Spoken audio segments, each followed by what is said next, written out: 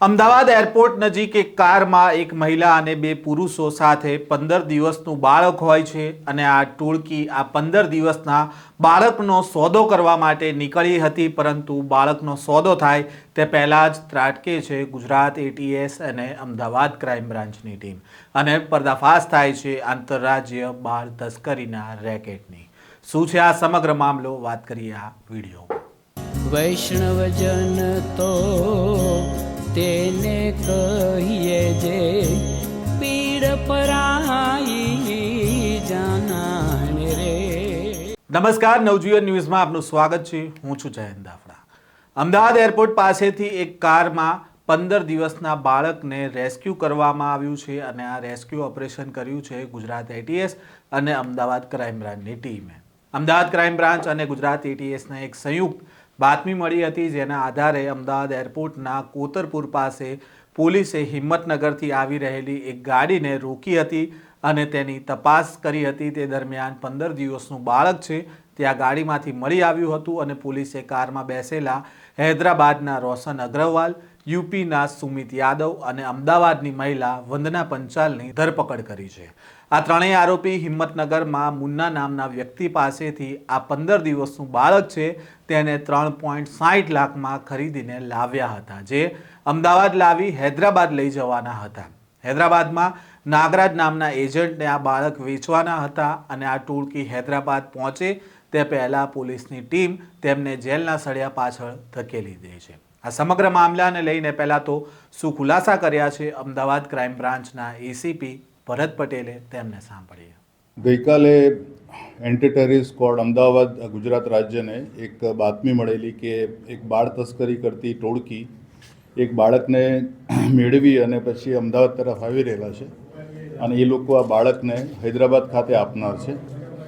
આ જે મળેલ બાતમી જે છે એ અમદાવાદ ક્રાઇમ બ્રાન્ચને આપવામાં આવેલી અને આ બાતમી અનુસંધાને અમદાવાદ ક્રાઇમ બ્રાન્ચની ટીમ દ્વારા સર્વેલન્સ ગોઠવવામાં આવેલું અને એ સર્વેલન્સ દરમિયાન જે વિગત મળેલી હતી આ જે બનાવ સંબંધે એ અંગે એક અર્ટિગા કારમાંથી 3 આરોપી અને એક 15 દિવસના બાળકનું એને એક બચાવવામાં આવેલા છે।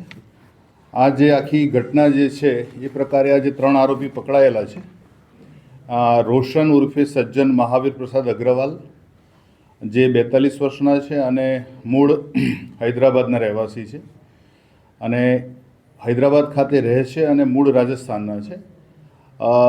બીજા આરોપી જે છે મહિલા આરોપી એ વંદના જીગર અશોક પંચાલ, એ ઓઢવ ખાતે રહે છે અમદાવાદ શહેરમાં અને મૂળ ઉત્તર પ્રદેશ અયોધ્યાના છે અને ત્રીજો આરોપી જે સુમિત યાદવ, જે વટવા અમદાવાદ શહેર ખાતે રહે છે અને મૂળ એ લોહરા મઉ જિલ્લો સુલતાનપુર ઉત્તર પ્રદેશના છે।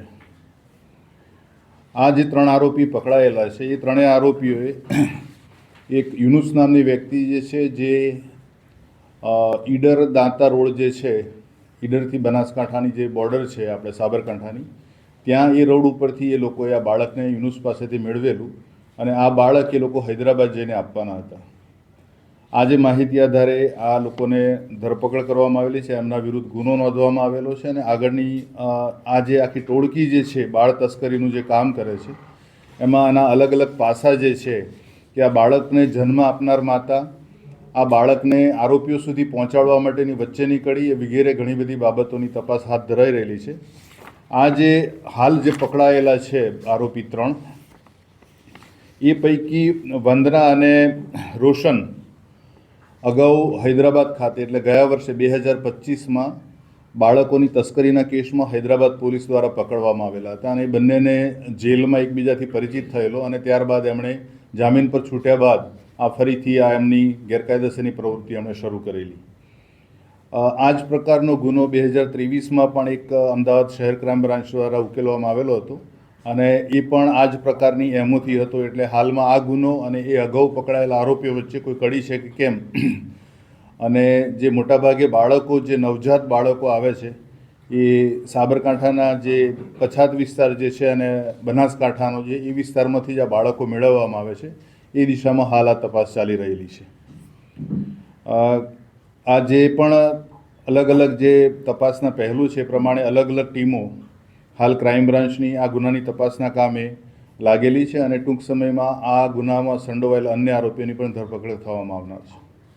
સર, ખાસ કરીને આ આરોપીઓ હૈદરાબાદમાં કોને આપવાના હતા, કેટલા રૂપિયામાં આપવાના હતા? આ અલગ અલગ તબક્કામાં બધાની ભૂમિકા છે. જેમ કે યુનુસ જે છે એની ભૂમિકા એવી છે કે જે પણ દંપતી જે છે પોતાનું બાળક આ લોકોને આપે છે.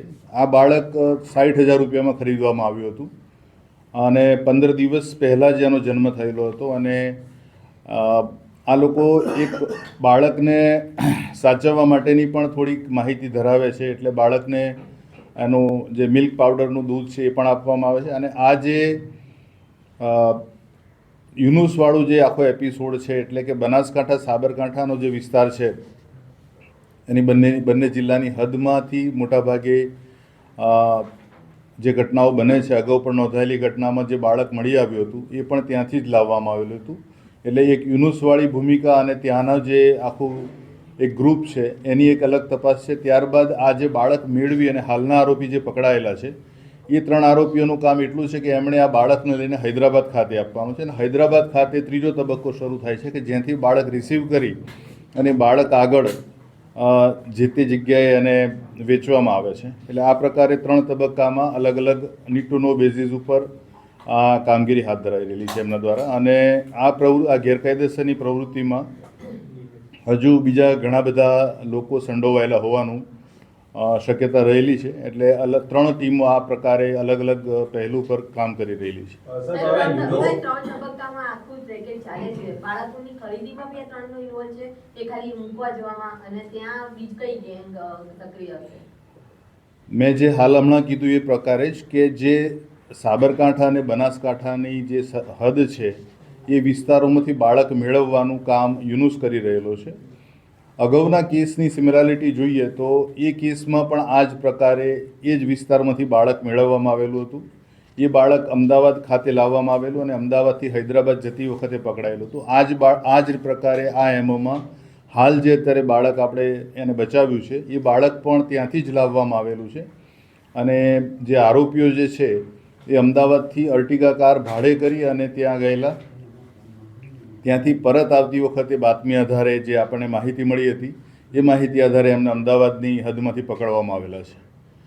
આ જે અહીંયાથી લઈને જશે બાળકને એ લોકો હૈદરાબાદ જઈને ત્યાંના એમના સંપર્કને આપી દેશે. પછી એ બાળક આગળ ક્યાં જતું હોય છે એ આ 3 જણને ખબર નથી હોતી.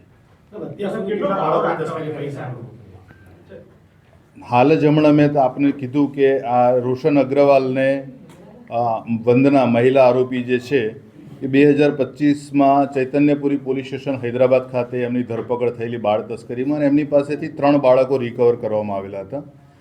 અને આ જે વંદના છે એ પણ અમદાવાદમાં જ રહે છે અને મૂળ ઉત્તર પ્રદેશના છે.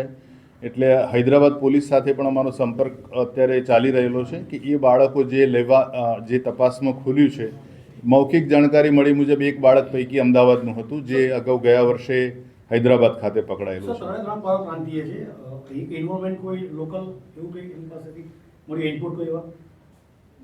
આ જે બાળકો નવજાત શિશુઓ જે પ્રકારે વેચાય છે અને જે પ્રકારે અન્ય જગ્યાએ ખરીદવામાં પણ આવે છે એની આખી જે મોડસ ઓપરેન્ડી છે આરોપીઓની અને જે ખરીદનારાઓની જે પણ જરૂરિયાતો અથવા તો માનસિકતા છે એ બાબતે પણ તપાસ હાથ ચાલી રહેલી છે. આજ મેં અગાઉ પણ રિપીટ કર્યું છે કે જે અગાઉ ગુનામાં જે પકડાયેલા આરોપીઓ હતા અને હાલના આરોપીઓની એમો એક જ સરખી છે, વિસ્તાર પણ એક સરખો છે. એટલે આ તપાસ દરમિયાન આ 3 તબક્કા ઉપર સઘન તપાસ હાથ ધરવામાં આવનાર છે. ખરીદાયું સામે વેચવા પાછળ કારણ જોર જબરજસ્તી લોભ લાલચ કે પછી આર્થિક સંકળામણ વેચનાર લોકોનું એવું કોઈ કારણ સામે આવ્યું છે?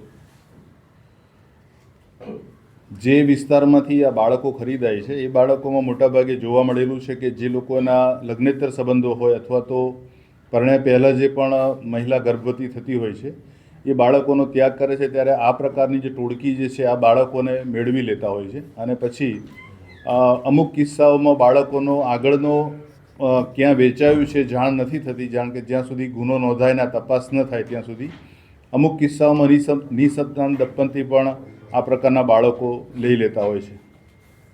આનામાં સર દંપતીનું વિછવાનું કારણ આર્થિક સંક્રમણ કે શું એ પ્રશ્ન આપના તરફથી એ દિશામાં તપાસ હાથ ચાલી રહી છે. યુનુસના સંપર્કમાં પકડાયેલા 3 આરોપીઓમાંથી કોણ હતું? આ ત્રણેય આરોપીઓ એના સંપર્કમાં હતા. કેવી રીતે સંપર્ક થયો હતો તે અંગે કોઈ જાણકારી? એ જે આ 2025નો કેસ જે છે હૈદરાબાદનો, એ વખતે જે એક બાળક અમદાવાદથી જે આપવામાં આવ્યું છે એ સમયે પણ યુનુસના સંપર્કમાં એ લોકો આવેલા હતા.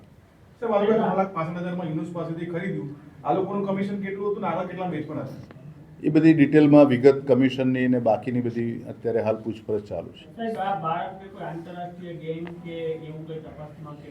એ પણ આગળની વધુ તપાસમાં અમુક જે પ્રશ્નો જે છે એના ઉત્તર મળી શકે આપણને. વૈષ્ણવજન તો તેને કહીએ જે પીડ પરાઈ